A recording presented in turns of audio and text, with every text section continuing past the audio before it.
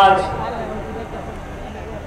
এত বড় একটি মহাসমাবেশ প্রমাণ করছে আমাদের দেশের যে নেতৃত্ব দান করবেন আগামীতে উনি হলেন আমাদের ইসলামী আন্দোলনের সম্মানিত সভাপতি এবং আজকে স্টেজে উপস্থিত আছেন বিভিন্ন রাজনৈতিক দলের জাতীয় নেতৃবৃন্দ এবং আজকে বাংলাদেশ থেকে বিভিন্ন থেকে দূর দূরান্ত থেকে আগত আজকে আমাদের ইসলামী আন্দোলনের প্রান্তীয় প্রাচীগণ সাংবাদিক নেতৃবৃন্দ আজকে আমি যেটি বলতে চাই দেশ স্বাধীনের 54 বছর পর আজকে আমরা যে জনগণের উল্লাস দেখছি এই উল্লাসে বলতে চাই এদেশে সংস্কার ছাড়া কোনো নির্বাচন প্রতিষ্ঠিত হবে না, নির্বাচন অনুষ্ঠিত হবে না।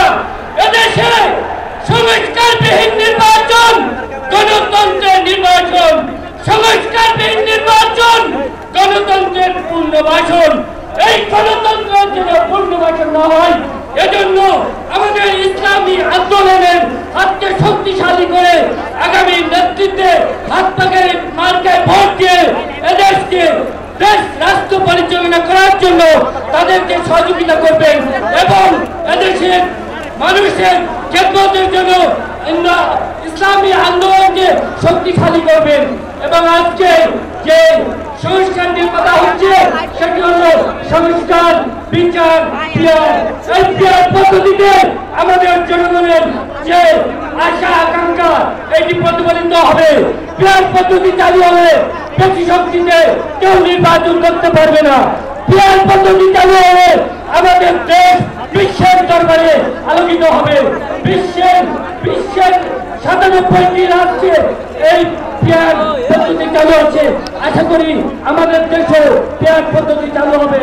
তাই আমরা সবাই বলি আসুন আমরা সবাই একত্রিত হয়ে এক পতাকা তলে ইসলামী আন্দোলনের হাত পাকার প্রতীকে আগামীতে ভোট দিয়ে রাষ্ট্র সংস্কারের পথে এগিয়ে নিয়ে যাব। আসসালামু আলাইকুম ওয়া রাহমাতুল্লাহ।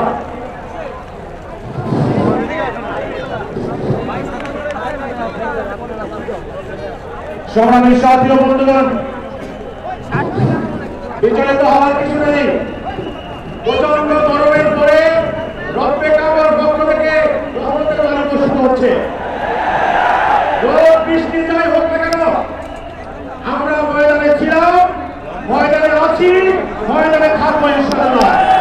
এখন আপনাদের সামনে বক্তব্য রাখবেন